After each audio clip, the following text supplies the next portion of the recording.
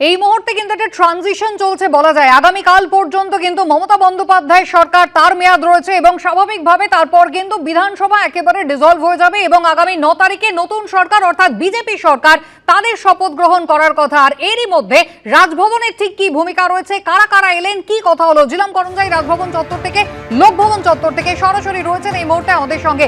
জিলাম, অত্যন্ত গুরুত্বপূর্ণ এই সময়টা লোকভবনের ভূমিকা এবং রাজ্যপালের ভূমিকা, সেক্ষেত্রে এখনো পর্যন্ত কারা কারা এলেন, কাদের কাদের সঙ্গে কথা হয়েছে রাজ্যপালের?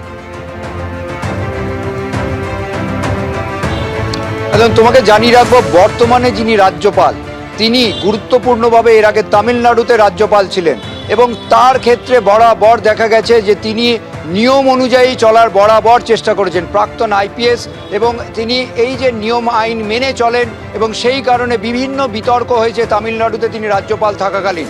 এখানেও তিনি আসার পর থেকে সরাসরি কারোর সঙ্গে কথা বলা বা দেখাশোনা করা বা রাজনৈতিক যে পক্ষপাত সেই অভিযোগ যাতে না পড়ে তিনি একটি দূরত্ব বজায় রেখে এসছেন।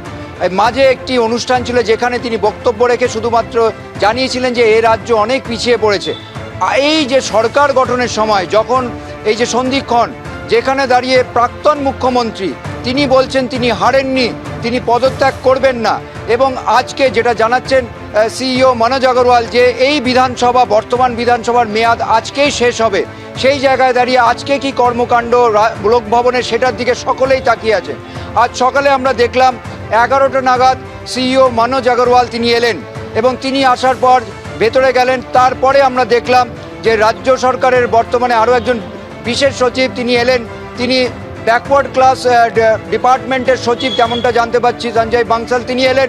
তারপরে যেটা দেখা গেল যে চিফ সেক্রেটারি তাকে ডেকে পাঠানো হলো, যেটা লোকভবন সূত্রে জানা যাচ্ছে যে চিফ সেক্রেটারিকে রাজ্যপালের তরফে ডেকে পাঠানো হয়, তিনি আসেন। তিনি ঢোকার পরপরই মিনিট 10-এর মধ্যে আমরা দেখলাম যে সিইও মনোজ আগরওয়াল বেরিয়ে গেলেন এবং বেরোনোর সময় তিনি স্পষ্ট জানিয়ে দিয়ে গেলেন যে যারা নির্বাচিত হয়েছে তাদের গেজেট নোটিফিকেশন জমা দেওয়া হয়েছে এবং এই বিধানসভার মেয়াদ আজকে শেষ হবে এবং বাকি কাজ লোকভবন থেকে রাজ্যপাল করবেন। একদম জিলাম, তোমায় ধন্যবাদ।